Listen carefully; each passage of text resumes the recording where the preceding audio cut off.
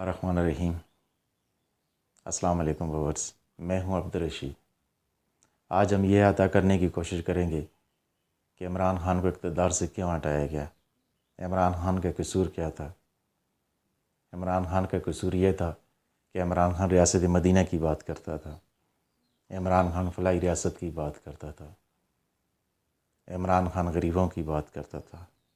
عمران خان کا قصور یہ ہے کہ عمران خان نے غریبوں کے لیے پناہ گاہیں بنائی، عمران خان نے لنگر خانے کھولے، عمران خان نے 10 لاکھ روپے کی ہیلتھ انشورنس اسکیم دی، جس سے نہ صرف غریبوں بلکہ امیروں کو بھی مفت علاج ہو سکتا ہے۔ عمران خان کا قصور یہ ہے کہ عمران خان نے آزاد خارجہ پالیسی دی۔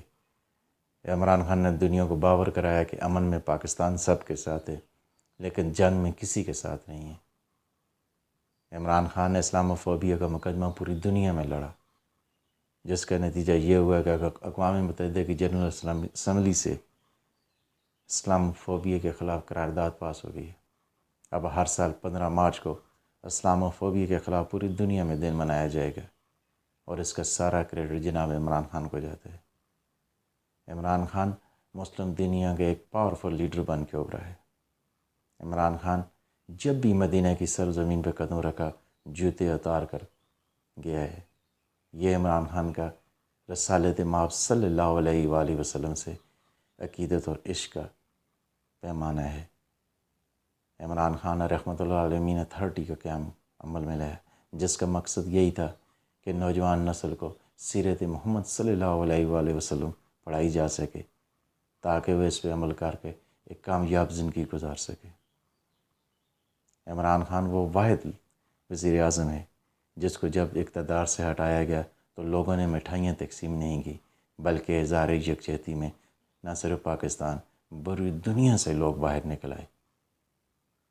یہ لوگ سارے کے سارے پی ٹی آئی سے نہیں تھے، بلکہ ان میں اکثریت ان لوگوں کی تھی جو ایک آزاد اور خود مختار پاکستان دیکھنا چاہتے تھے۔ چونکہ عمران خان حضور صلی اللہ علیہ وآلہ وسلم سے بے پناہ عشق و محبت کرتے ہیں، اس لیے اللہ پاک نے لوگوں کے قلوب کو پھیر دیا۔ اللہ پاک فرماتے ہیں، جو مجھ سے محبت کرے گا سب سے پہلے میرے محبوب سے محبت کرے گا۔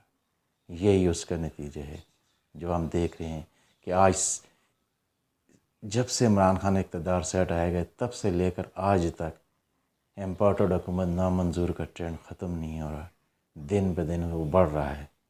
یہ اس کی منہ بولتی تصویر ہے کہ کوئی نہ کوئی طاقت ہے جو عمران خان کو سپورٹ کر رہی ہے، اور وہ طاقت صرف اور صرف اللہ تعالیٰ کی ہے۔